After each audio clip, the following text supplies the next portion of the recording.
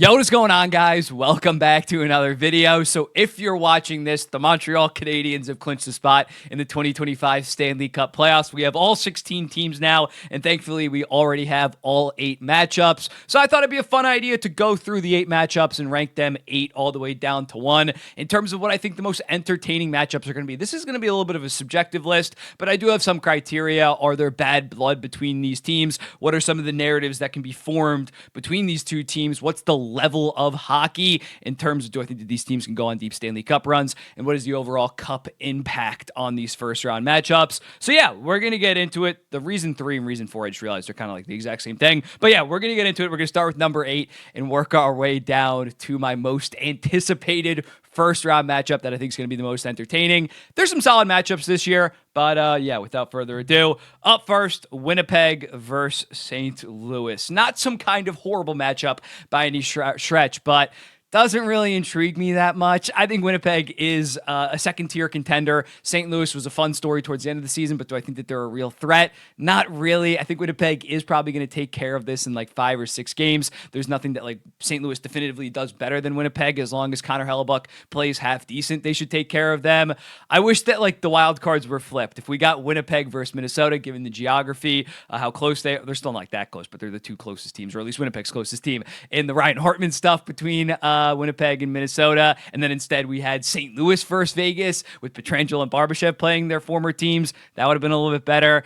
But we didn't get that, unfortunately, and as a result, this matchup checks in at number 8. Number 7, I almost said number 9 because I'm used to the top 10s. Number 7, the New Jersey Devils versus the Carolina Hurricanes. With Jack Hughes, this is probably number 5. Number 4, without Jack Hughes, it definitely loses a lot of luster. New Jersey, without Jack Hughes, I don't really see them as a true Stanley Cup contender. Carolina, after selling on Mikko Rantanen, although they've been good with Logan Stankoven instead, don't really think that. I think they can make the Eastern Conference Finals, but in the Eastern Conference Finals or Stanley Cup Finals, they'd be a decent underdog. Still should be fun because these teams do have some bad blood from that 2023 series. But yeah, I'm not too high on either of these teams. The New Jersey Devils are 9-10-1 in their last 20 games. The Metro Division just outside of the top 3 have kind of been a shit show, so they clinched the playoffs a little bit early, but they have not been playing that good of hockey.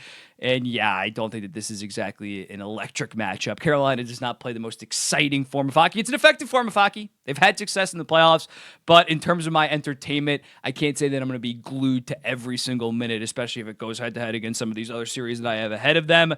I don't exactly love this series. It takes a little bit of a step up with the Canadiens versus the Capitals. No real beef between these two teams. They played, what was it, 2010, 2011? There was obviously the upset there, but that's not like, besides Ovechkin and it was John Carlson even on the team back then. Nobody's still on the team from that. I think the Capitals are probably going to win, but I think the Montreal Canadiens play a really fun brand of hockey in the sense it's like all offense, no defense. They're going to put up some goals. Washington's probably going to win this in 6 games or less, but it should be decently fun. Ovechkin, you definitely got a narrative there after breaking the record. Can they give Ovechkin this kind of last dance deep playoff run? And for Montreal, Demidov, Hudson, Suzuki, Caulfield, Safkovsky, fun team. Don't play a lot of defense, but that makes for some fun hockey. So I think that this is going to be a decently fun series.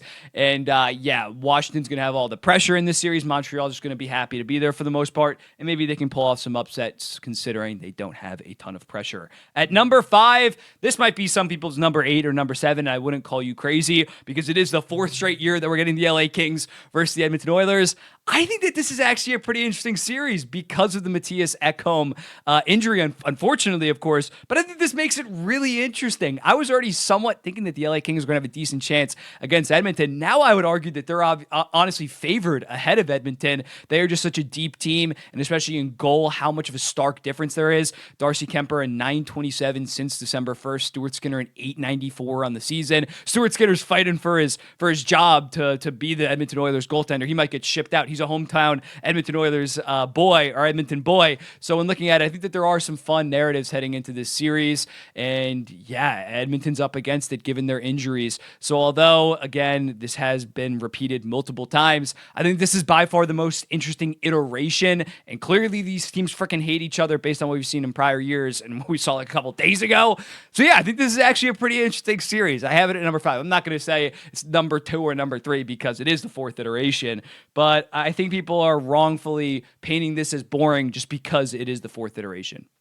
it takes away a little bit, but I think this is by far potentially the best one yet, and I think it's probably going to go 7 games. Next up at number 4, we have the Vegas Golden Knights versus the Minnesota Wild. I think this is going to be a fun series. When looking at Minnesota, they were a top 6 team in the NHL before dealing with Kaprizov's injury and then eventually Joel Eriksson's injury. They were 21-10-4 for a 108-point pace. The Wild, they do have their problems, but they have a pretty loaded top 6, a damn good top 4 that I think is arguably the strength of the team. Philip Gustafsson put up like a 9-13 this season. He returned to form in terms of being a top 15 goaltender. This Minnesota team is decently dangerous. The only problem is they have the 3rd worst penalty kill in the NHL, and the Vegas Golden Knights have the 2nd best power play.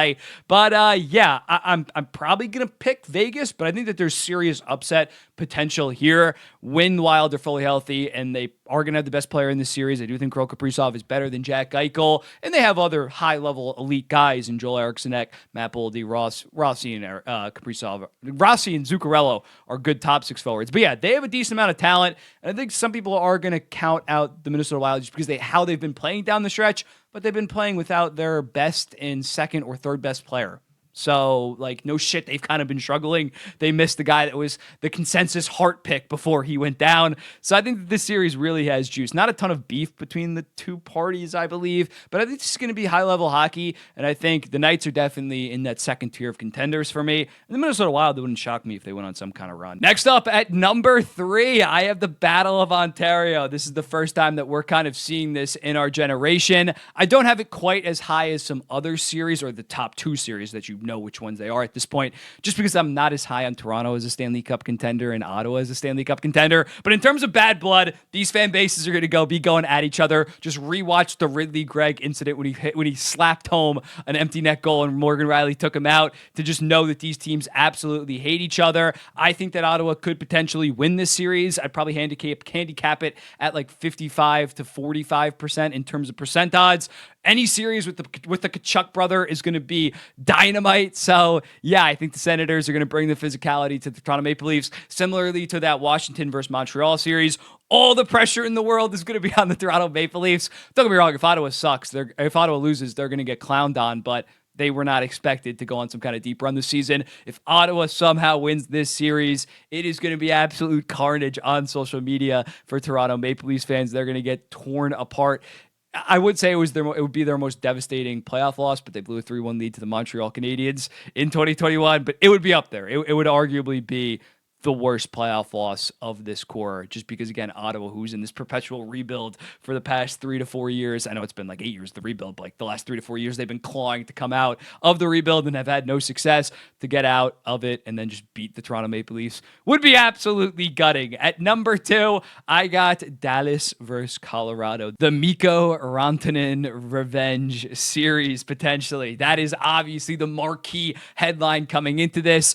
Can he potentially beat his former team that traded him after they thought that he was asking for too much money? He can say, yeah, you should have gave me that $12.5 million if I score 10 points in 7 games on your team and knock you out. When looking at this last year, it was a good series. Not exactly great. Dallas did kind of take care of them in 6 games, but that was without Landeskog, and Nichushkin went home before game 4. Remember how shocked they were? Was Colorado up 2-1 before that? I forget, but it was either 1-2 or 2-1. Nichushkin leaves, changes the dynamic of the series.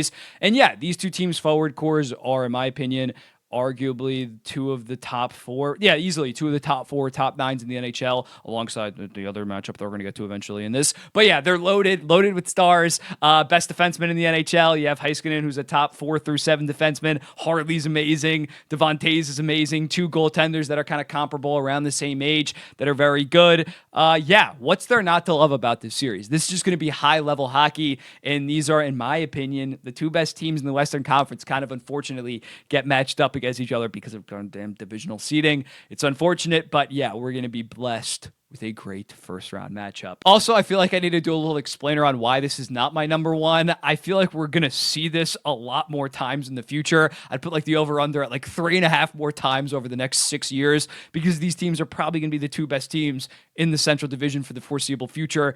divisional seeding isn't going anywhere unless Gary Bettman retires, which isn't happening in the foreseeable future. So yeah, I just feel like we're going to be seeing it a lot more. There's going to be a lot more bad blood to kind of build up within this series. So at number 1, I have Tampa versus Florida, because I think that this is the best iteration of this series, on top of the fact because Tampa's kind of getting up there in age. I don't know how many more times we're going to get it. When looking at previous iterations, 2021, Florida was just not on the same level as Tampa Bay. They were starting to ascend. Tampa Bay took care of business, goes on to win the Stanley Cup. 2022, the Florida Panthers were the President's Trophy winners, but they were not built for the playoffs at that point. They were just an offensive, kind of soft team to a degree, and Tampa Bay beat the shit out of them 1-0. And then in 2024, it was reversed. Tampa was kind of coming down out of their run, and as a result, they lost in 5 games. Did they get swept? No, they lost in 5 games to the Florida Panthers, who are an absolute juggernaut. Tampa completely revitalizes their team, makes big offseason moves, and they're back to contender status. At the deadline, they trade for Yanni Gourde. They trade for Oliver Bjorkstrand, and Florida loses some names in the offseason. They reload at the deadline. They get Seth Jones. They get Brad Marchand. So in my opinion, these are the 2 best teams in the Eastern Conference. I'm biased to Florida versus the Battle of Ontario or Central Division teams to a degree. These teams are just loaded. Great forward cores, very good defense, and so many Hall of Famers littered throughout this series, and Hall of Famers both in net. It's going to be awesome. It's going to be awesome. And yeah, I think that this is going to be the definitive equal matchup in terms of the Battle of Florida. And there's a lot on the line. Right now, Tampa is up 2-1 in the series. Does Florida either tie it, or does Tampa get a decisive 3-1 lead in this matchup? So yeah, that's my full 1 through 8. Battle of Florida, Rantanen's Revenge, Battle of Ontario. I don't have a name for this one. 4th time's the charm for LA. Montreal versus Washington. Bang. Let me know in the comments, what do you think about this? I'll be seeing the next one. Peace.